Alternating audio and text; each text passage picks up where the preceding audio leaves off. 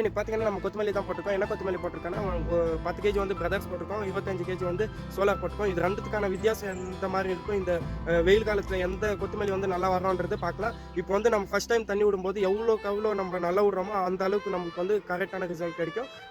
எந்தெந்த மாரி பண்றோன்றத அடுத்த வீடியோல பார்க்கலாம்.